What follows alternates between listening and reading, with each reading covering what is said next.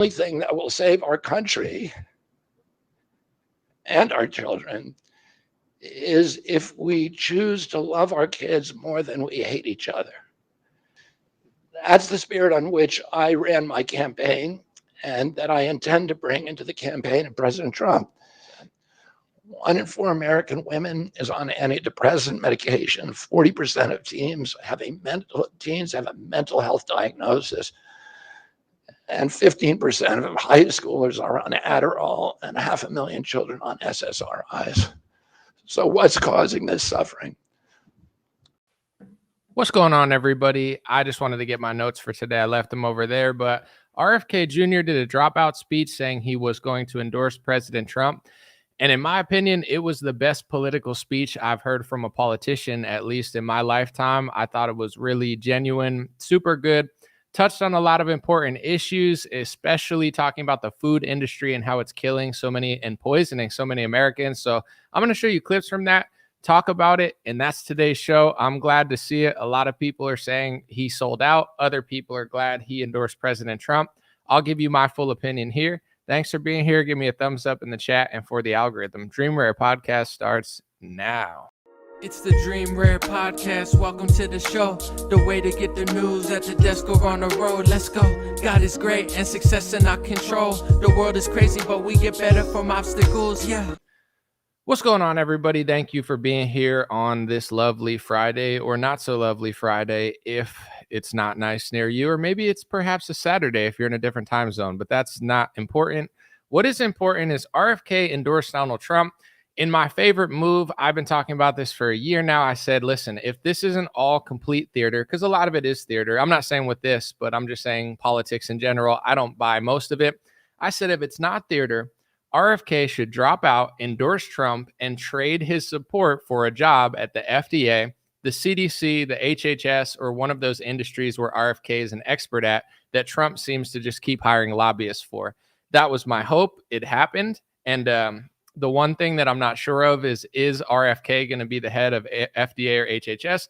He did not specify. He just said that, President Trump offered him a spot in his administration, and it was pretty vague, but I'm hoping it's FDA. Put RFK at the head of FDA. This was the best political speech I've heard in my lifetime. Why? Lots of reasons I'm going to get into, but the first reason was he took 18 minutes or so, if not more. I clipped it up. I put it on my Twitter if you want to see the full context of my favorite part of his speech, but he talked about our food supply. And this is what I'm going to say before I play his awesome clips. It doesn't matter if you're a Democrat, a Republican, an independent, black, white, Asian, blah, blah, blah, blah, blah, blah, blah, Kamala Harris, whatever. The food industry, the drug industry in America is crazy.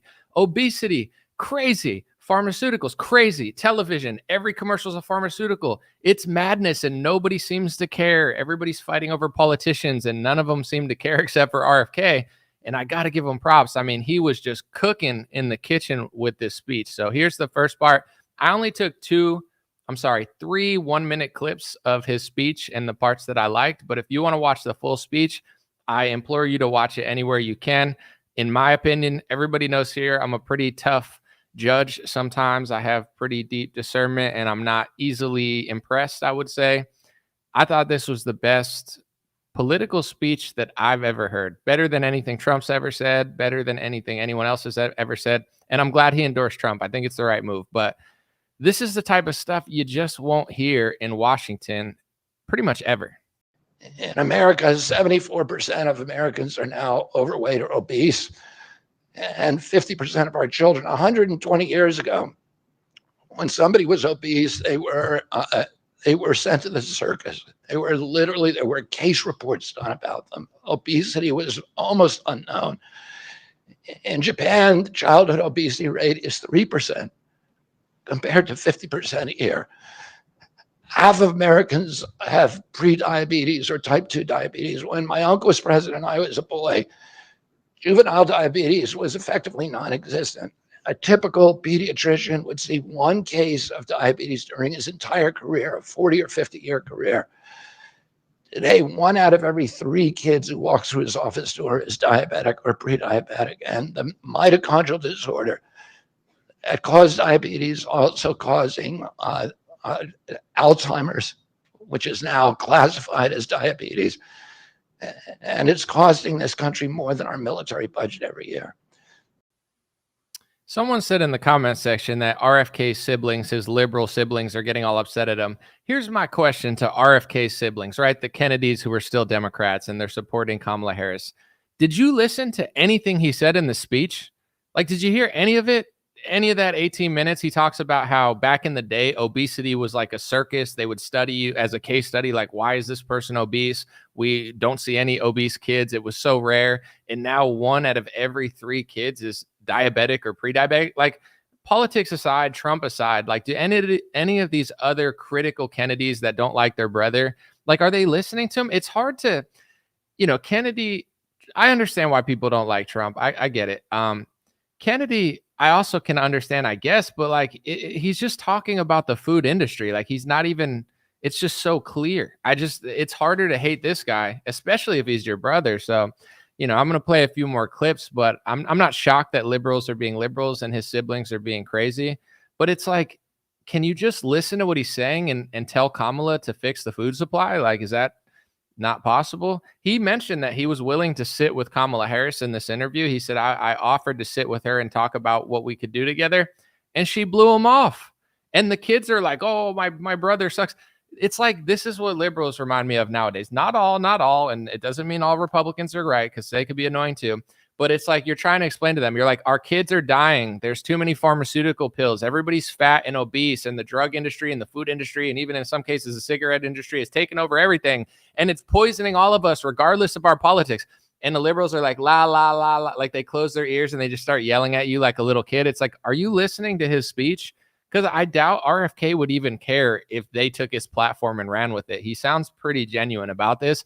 And it seems like Trump's the only one who would listen. So, I don't know if Trump's actually going to do it. We'll talk about that later. But this guy, like I said, best political speech of my lifetime. Like, the whole thing was just crushing. Like, it was just a great speech. He sounded very genuine. And he spent more time talking about what's going on with our food supply than every politician I've ever seen combined. No one seems to care. No one seems to notice. And the food and drug industries just keep slamming us into the ground. So I enjoyed this speech quite thoroughly. But yeah, to his siblings, find God and call your brother. Be nice. Cancer rates are skyrocketing in the young and the old. Young adult cancers are up 79%. 1 in 4 American women is on antidepressant medication. 40% of teens have a mental health diagnosis. And 15% of high schoolers are on Adderall, and 500,000 children on SSRIs. So what's causing this suffering? I'll name 2 culprits. First, and the worst, is ultra-processed food. About 70% of American children's diet is ultra-processed. That means industrial manufactured in a factory. These foods consist primarily of processed sugar, ultra-processed grains, and seed oils. Laboratory scientists many of whom formerly worked for the cigarette industry, which purchased all the big food companies in the 1970s and 80s, deployed thousands of scientists to figure out new chemicals to make the food more addictive. And these ingredients didn't exist 100 years ago. All good points. Honestly, this speech was so good. I could have played the whole thing in full and you wouldn't have been bored for a second. I did it for copyright reasons and also to have my own original content. But if you want to see his full spiel about the food industry, the drug industry, how they're poisoning us, if you go to my Twitter, Legendary Energy, I chopped it into an 18-minute clip because to me, that was my favorite part. But whole thing was great. I'm going to play one more clip, then I'm just going to go on a little spiel about it. This was my dream situation. I knew RFK couldn't run. People kept asking me, are you going to vote for RFK? I kept saying, he's not going to win. He knows he's not going to win. Like, I'm not saying he shouldn't run, but this is what a real man, and I can't speak for everything he's ever done or whatever, but if you really care about the country and you're really passionate about these topics and you know you can't win, but you can use your support as leverage and kind of pressure Trump and say, listen, Trump, if I run independently, I could beat you. I could take your votes because people like me. A lot of your supporters do. But, if we teamed up, I'll drop out And if you give me a position in your administration to actually fix these things I'm passionate about, then I'll throw all my support behind you. I've been saying this for a year. Hopefully I had some sort of influence. I'm not going to take credit because to me, it's just common sense. I don't think I created the idea. It's just like, why not use your leverage to get the FDA or HHS or CDC position in Trump's administration instead of getting 10% of the vote and convincing a bunch of people that you're going to fix things that you can't. And I was kind of adamant on that for a long time. And I'll say this before I play the last clip. Like, for example, if you liked RFK's administration and you were like, I don't want to vote for Trump, I only want to vote for RFK, he's going to run, he really can win. I'm not trying to be rude, but look what happened. It happened exactly as I hoped it would, because he knew he couldn't win. Like the whole, I'm going to be president. I get it. You're running and you got to tell people that, but he made the right and smart decision in my view. And to the people that really bought into the fact that he was going to be the president, he could be if he ran as a Democrat or a Republican next time, or he got one of the nominees, but running independent to Donald Trump in 2024, I mean, he would have done worse than DeSantis did. And I thought DeSantis had a chance for a little bit, but it's like, you could say one thing, but doing it's another thing. So just think about that. All the people that were getting so mad at me over the year, not that many. It's not like a dire, traumatic thing for me, but I know a lot of RFK supporters, and by a lot, I mean 7. It wasn't that many, but they were like, no, he's really going to win. Just watch. And I'm like, okay. It's always like, all right, we'll see. And he's not even going to run, which is an amazing decision. Trump, if you're listening to this, Donald Trump Jr., Eric Trump, Lara Trump, Tina Trump, Tommy Trump, Barron Trump. I'm just Tommy and Tina, I don't think are Trumps, but give this guy the FDA position. Don't make him beg. Don't make us all get pissed off after Trump wins the election now.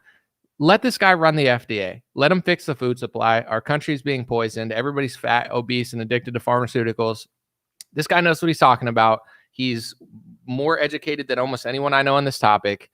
Give him that position. It's better than the pharmacy lobbyist that Trump picked. It's better than all the shills and the industry plants that Democrats and Republicans have picked for 30 years. Don't turn your back on RFK Jr. You don't got to make him the head of everything. You don't got to give him that much power. Let him run the Food and Drug Administration, or else you guys are dicks. And I'm going to be complaining about it. This guy dropped out. He endorsed you. Did the right thing. Give him the FDA director position. Okay. HHS would be great. FDA would be great. CDC would be okay. EPA, I'm not so sure about, because some things I don't agree with them there, but give them FDA. That's the perfect position for it. I've been saying it for over a year. If not, we will complain.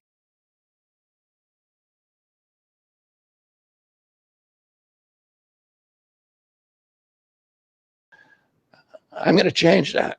We're going to staff these agencies with honest scientists and doctors who are free from industry funding.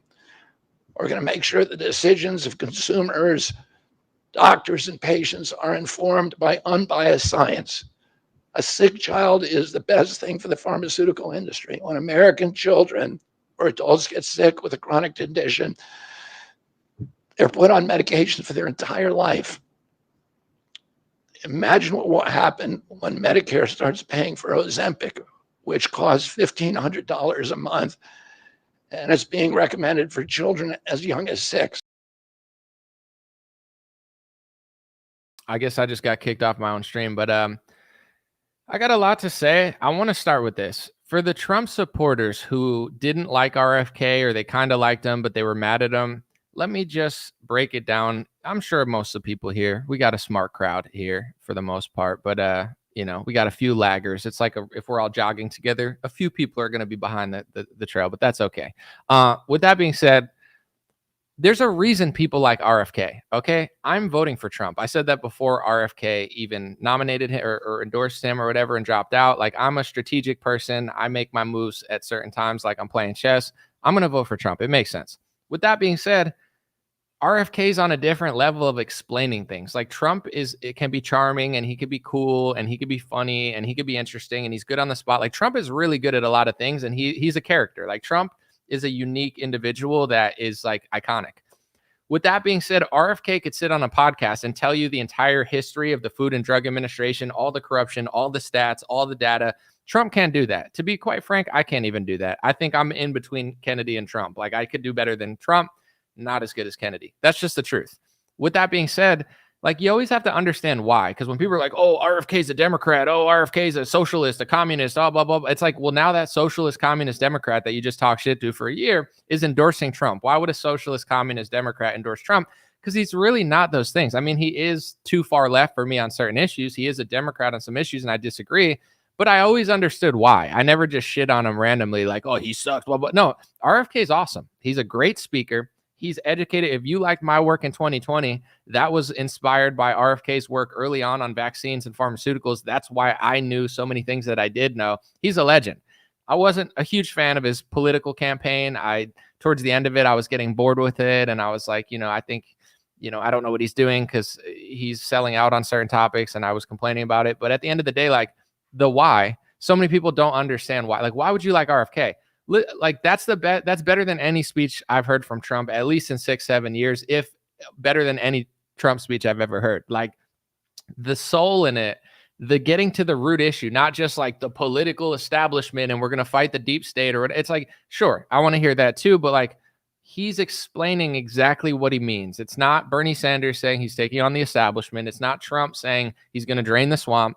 That's all fine. But he's getting 18 minutes into the weeds of exactly how we're being poisoned. Like, every stat, all the data, explanation, the passion. You could feel it in his voice, even though it's a little messed up from the condition he has. Like, you could tell that he knows what he's talking about. It's not just like Steve Bannon wrote him a speech or some speechwriter. Like, he's crushing it. So, and to me, this is the most important issue.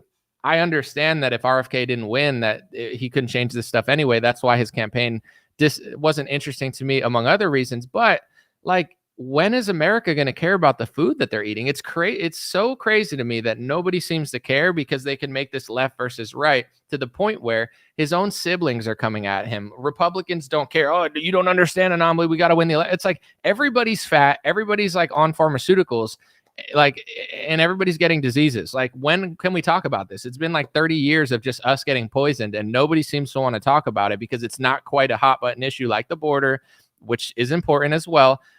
But he's bringing this stuff up, and he really pushed it home. And I want to show people, and libertarians as well, in my view, this is a good way to run a political campaign if you can't win. Like, if you can't win, get in there, get a percentage of the vote, inspire people, get your message out there, stick to the things you know, and then use that leverage to impact a different campaign and then get your way. Like, here's my idea with libertarians. There's some guy named Chase Oliver running. He's not even really that libertarian. He's more like a left-wing libertarian than a right-wing libertarian, so I'm not that interested in him. However, let's all be honest, okay? We got a lot of libertarians watching this. This guy's not going to win. He's not doing shit. He's going to take 2 to 10% of the vote, probably less than 5, because he's a bad candidate. And then he's just going to cosplay for a year. When I'm president, we're going to get rid of taxes. You're not going to be president. When I'm president, where income tax is going to get abolished. I'd love it, but you're not going to win. So how can you impact politics if you don't have enough votes? Like, if I ever ran, I would do what RFK did to the people calling him a sellout. It's not selling out. Like, running and losing doesn't matter. Like, you're just like patting your own back and patting your own ego. Can you get 5% of the vote? Can you get 10% of the vote and take that 10% of the vote and say, listen, I know I can't win. Kamala, Trump, I want the food supply fixed. I want income tax abolished. I want this libertarian value. I want the Second Amendment strengthened. Who's going to do it for me? Can you promise? I would even try to make him sign a piece of paper. Like, to be honest, I don't trust Trump. I would, if I were RFK, I would have had him sign a piece of paper saying, you're the FDA director, or, I'm going to put you in a position. RFK, I'm sure he's done more than we know. So I don't know what type of deal he had with Trump, but I think at this point, Trump would look crazy not doing a deal with RFK or putting him in a position. But this is like how you impact politics if you can only get a short percentage of the vote. With that being said, I want to talk about a lot of stuff, but I'm really hung up on the food stuff. I love when RFK gets into the Food and Drug Administration. Like, it's what we eat and drink every day. For decades, they told us it was a conspiracy theory that it's like, oh, we're putting fluoride in the water, but like, it's for your teeth. I take care of my teeth. Fluoride, when you go to the dentist, what do? You spit it out. And what do they tell you? When you do a fluoride treatment at the dentist, because they say it's good for your teeth, they say don't drink for an hour. Why? Because they don't want you to swallow the fluoride. Like, even dentists know that. People could call dentists, oh, they're normies, they're sold out, they're in on it. They tell you to spit it out. They don't tell you to swallow it. Why would it be in the water? That's crazy. And for decades, they called everybody kooky and crazy talking about fluoride in the water. And Associated Press just came out with a government study. It can't get more mainstream than Associated Press and the government. They're saying fluoride is known to now drop the IQ of children. So why were they adding it to the water? It's because people the conspiracy theorists, when it comes to the food and drugs in this country, not all of them, because some of them are wrong, but most of them are right. It's not a conspiracy theory. It's an accurate theory with just logic, common sense, reason, nature, science, data, all these things behind it without the lobbyist money to compete with the narrative in the mainstream. So they act like everybody's crazy. So with all of this stuff, like, this is so important to me. It's even more important than a lot of things. It's just when everything's going bad at once, it's hard to like pick one topic, but I love what RFK did. And I just want to read a few things because I took notes because I'm taking my job seriously. And we're going to make America great again together. Me, RFK, Donald Trump, Mike Lindell without a mustache, cat turd pooping his pants on Twitter, Dan Bongino screaming at us. No, I'm just kidding. But, we're all going to do what we can. Anyway, I took notes. That's what I tried to say. He said that because he started his speech. I would say go listen to it. I enjoyed the whole thing. He was like, I'm all about democracy and free speech or whatever. I've been a Democrat my whole life. And he says, the DNC tried to keep me, RFK, and Trump off the ballots. Like, RFK, you might not want him to win. You might think that, his campaign is a phony one. But if there's rules, right? If the rule is in Arizona, you got to get this to get this, or you get this many things and you can be on the debate stage, them the rules. I think RFK, in a lot of cases, he surpassed the number that they had, but they wouldn't let him in certain things that he earned, So he got a little pissed off. He's like, RFK knew he wasn't going to win, but it's like, if he earns his way onto a ballot or he earns his way onto a debate stage, it is what it is. I wouldn't vote for Jill Stein again. I did in 2016, but I would want her on a debate stage. I know people say, oh, it's so bad. One, she'd take away votes from Democrats because she's more liberal, but also Jill Stein, among being wrong about certain things, she makes valid points on a lot of issues. She's very interesting on foreign policy. She's very interesting on calling out the Democratic Party and the corruption. I wouldn't vote for her, but if she can pass the threshold, or the libertarians can pass the threshold, or RFK can pass the threshold, let them on the debate stage. Like, whatever the rules are, you can't switch them when something happens that you don't want. And I'm not sure that happened with RFK, but I know he said it did. And I know he said a lot of like DNC people were like suing to keep him and Trump. Like, they had to go to court, RFK and Trump, to get on ballots that they earned on. So he felt the unity with Trump, where he's like, they're treating us the same. Like, they hate me and you in the same way, and they're doing the same things to stop our campaign. That's not freedom. That's not liberty. That's not the democracy that they said it is. Someone said Stein is a fraud. I'm not asking you who is or isn't a fraud. Kamala Harris is a fraud, but she's on the debate stage. The point that I'm making, I'm not asking you to vote for Jill Stein or like her or trust her. It's just, if they have certain rules for debates and for ballots, you got to abide by them, or else we don't have a democracy or republic or whatever they're pretending like it is now. So he started his speech talking about that, how the DNC was going after him and Trump. And then he talked about how when he was a Democrat as a kid, which we all really kind of feel, even if you weren't a Democrat, they were the party of free speech and ending foreign wars. It was a lot of Christian conservatives that were trying to censor at the time. And also, like, not always, but the liberals were like the anti-war people. Now the anti-war hippies are Republican. Like, you can't be like an anti-war hip. I guess you could be, but only if you're only against the Israel war. But if you're against the Ukraine war, you can't be a liberal. Like, nothing makes sense anymore. So he was talking about that. He was talking about Ukraine. I think that's one of the foreign policy things that RFK is like really good on. And he was saying that, when it comes to the Ukraine war, there's real consequences to what we're doing. And he mentioned BRICS, which, like, I'm not fear mongering about, but everybody knows that the US is the reserve currency, the petrodollar of the world. And that's a lot of where our value derives from. Like, if you go to the Philippines, or you go to Thailand, or you go to another country, Vietnam, just name a country in Africa, like, everybody's currency is different. Like, the economy is different. The currency is different. How far your money goes is different. And Americans have been very blessed. Like, we have a currency that does well in most places in the world. And a lot of that is from the petrodollar and the strength it has. once you start pissing off too many people in the world and they want to get away from it, China, Russia, Iran, others, they create BRICS. I think you could fill in the blanks of the other countries that are maybe going to be involved with that. So it's not just a money drain. It's not just like a huge debt and people are dying and a war. Like, it's all of those things. But he was just really eloquently explaining how stupid the war in Ukraine was. And I tend to agree with him. I saw recently that 2 journalists are getting like raided by the FBI because they have ties to the Russian state government. I think one of them was Scott Ritter, and I forget the name of the other one. And Scott Ritter, I think, was a UN's weapons like inspector or something. Like, he was a government person at a certain time, and now the FBI or somebody's raiding his house because he's like works for RT. And here's the interesting thing is like, there's Americans who work for BBC. There's Americans who probably work for Al Jazeera, which is Qatar. Like, I understand that you don't want an American working on behalf of another country. I agree. But it's like Russia is everything and nothing else matters. It's like BBC is British broadcasting, whatever, and I'm sure that there's Americans who work for that, but the American government doesn't care. They only care when it's like another news source from another country. So it's all really weird stuff. But people like RFK, people like Trump, even if we all have different opinions on it, it's all like the same side of like the Democrats are going crazy. The agencies are just doing too much. It's not fair or helping the country. Like, I know in politics, like there's certain countries, I've talked about it a lot on my stream. You can guess which one is one of the biggest lobbyists in Washington. And not only are you allowed to basically work for that country, but you get called hateful for even mentioning that it's happening. So if the foreign thing was applied everywhere equally, I would say it's a pro-American policy. But when it's like you could work for 20 different news organizations connected to governments all around the world,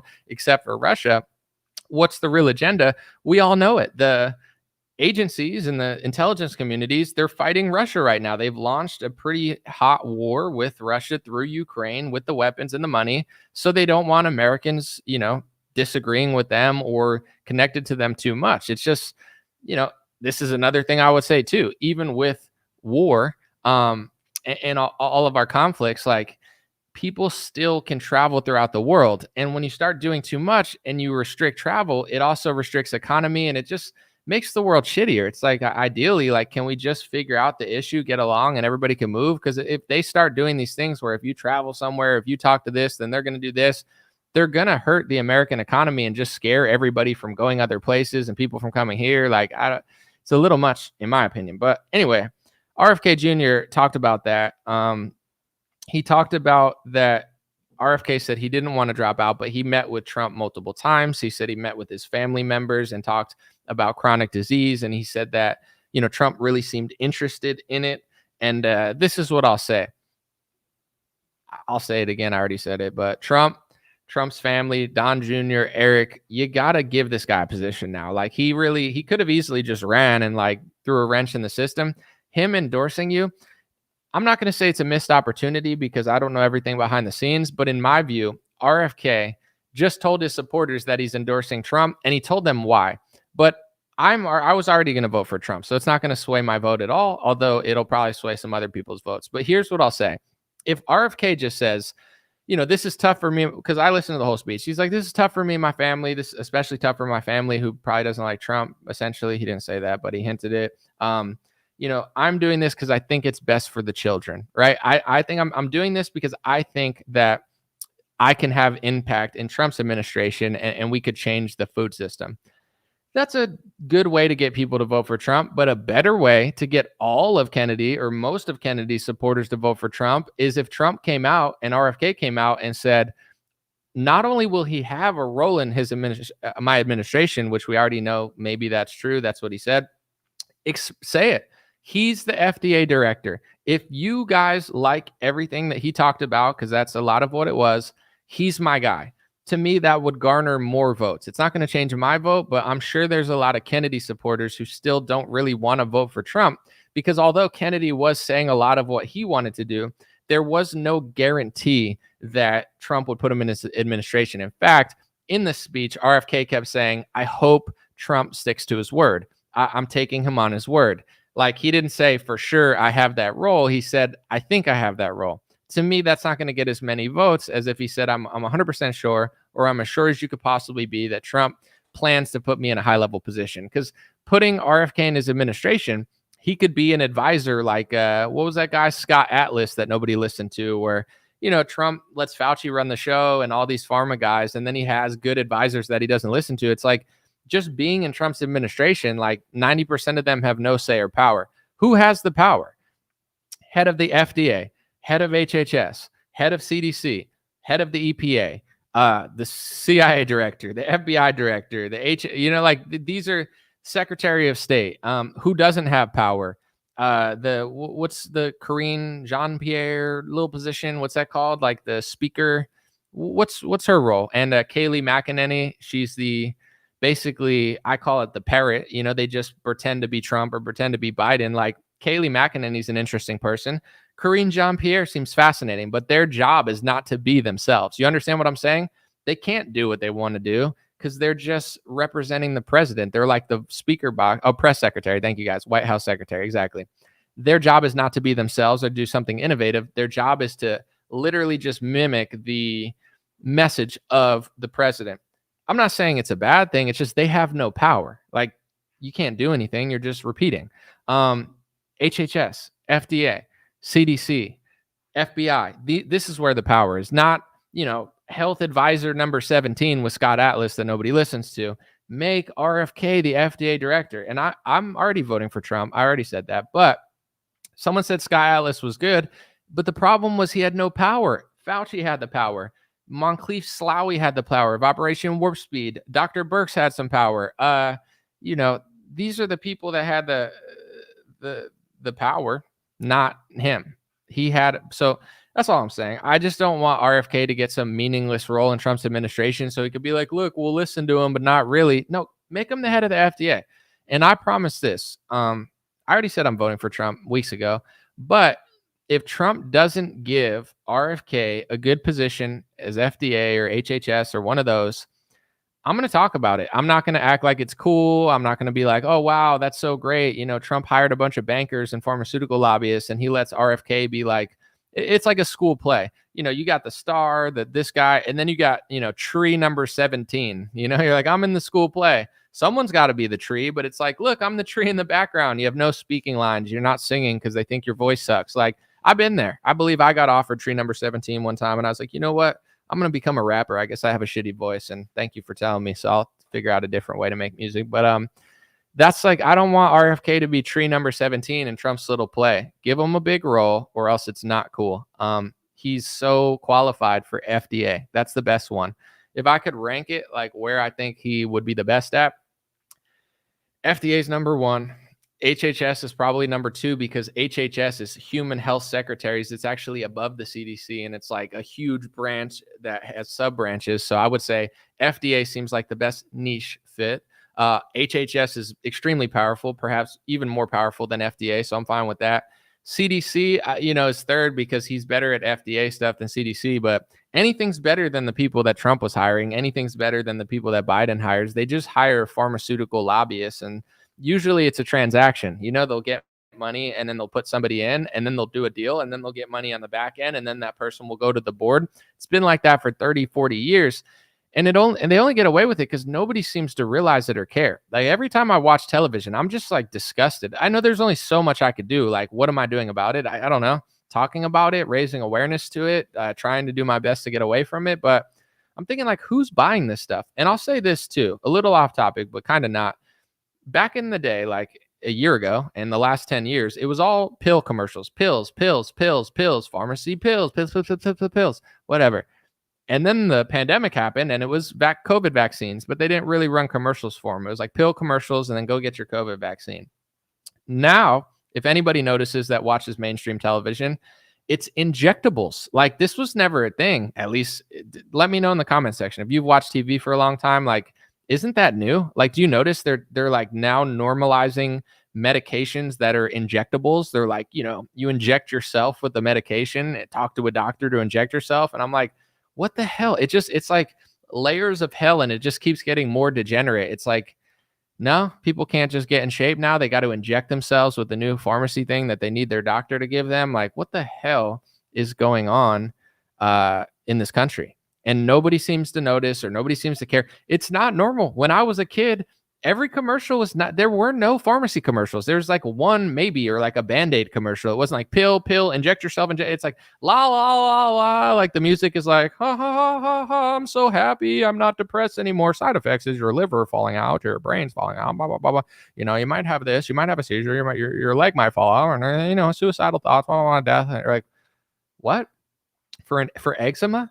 Dude, I'd rather just have eczema. Like if I have skin problems, I'd rather just have skin problems than have like 10,000 side effects. My buddy always says, and I've heard this a few times. I've heard multiple people say it recently, but it's so true. A side effect, like, yeah, maybe it'll happen, but like it's also just an effect. It's just not the effect they want it to have. So like if I told you, like, if you could get wasted, if you drink 20 beers, you're going to have a great time, maybe. But a side effect is like throwing up, and a side effect is you're going to feel bad tomorrow. It's not a side effect. It's an effect. Like if I drink 10 beers today and don't drink water before I go to bed, I'm going to feel like shit tomorrow. It's not a side effect. It's just an effect that is not as pretty as like, you know, singing Dancing Queen with 50 random people at a pub. But it's not a side effect. It's an effect of the drug and the thing that they just don't want you to think is an effect. Like it's not necessarily going to happen to you, but at the same time, yeah, it's just odd. They're like, this is what we want it to do to you, and all these bad things are just things that might happen. It's like, okay, well, that's a part of it then, because you don't drink water and like, you know, miraculously just like your stomach hurts. So someone said, you guys think Scott Gottlieb called Trump during RFK's speech and told him you don't dare give him a job? Maybe. Well, we can role play like what happened, you know? Maybe like Bill Gates called Trump too. He's like, hey, Donald, it's Bill again. Don't go there. Remember last time I told you not to go there and to do vaccines? I wouldn't do that if I were you. It's like, all right, Bill, dude, relax, bro. I'm just chilling, you know? Me and Don Jr. were watching Jeopardy. Chill out, bro.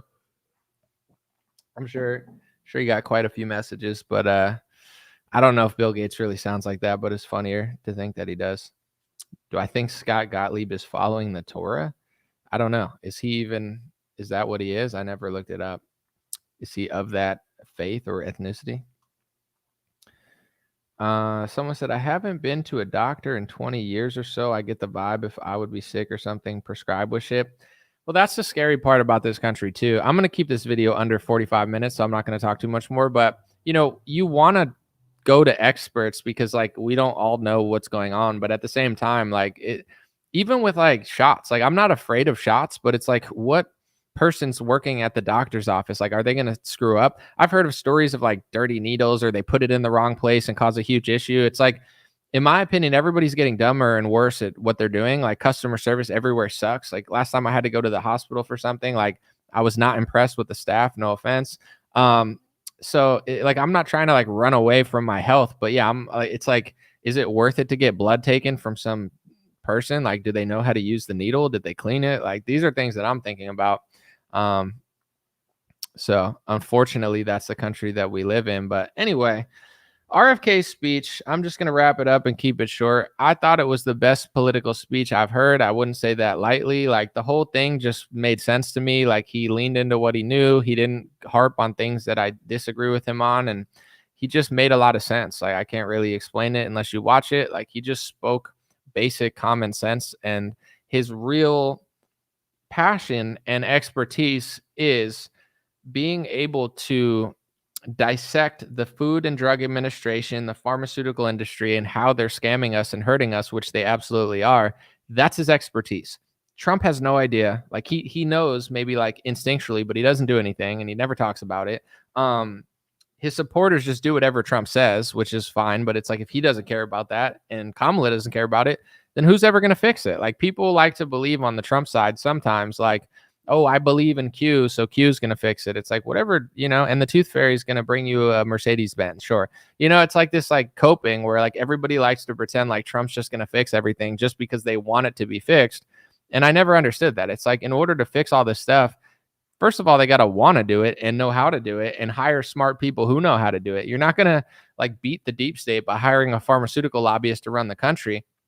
I would even argue, I want to play one more clip real quick. I would even argue that, Trump is more complicit than people realize in COVID stuff, because when you laced your entire cabinet with pharmaceutical lobbyists, a lot of the things that led to the lockdowns and the pharmaceutical mandates and the vaccines, Trump's administration was doing years prior. Like, he hired a bunch of shills and swampers to do, like, it might have never happened if he wasn't president. Like, maybe it would have, because the other side would have hired him too. But like, Trump is so far from innocent on all that stuff. And, it is what it is at this point. I'm just not going to sit and lie about it and cope. I wanted to play this clip because it was RFK's vice president yesterday or a couple of days ago. She said that they were thinking about endorsing or Trump as the RFK campaign, but they were hesitant because they wanted him to say Operation Warp Speed was a mistake. Operation Warp Speed, did I say it right? And he wouldn't say it. So here's that clip. I just wanted to add this. The hesitation we have right now in joining forces with Trump is that he has not apologized or publicly come out and said Operation Warp Speed was my fault. It was a failure and I let it happen. I'll never let it happen again. The vaccinations, right.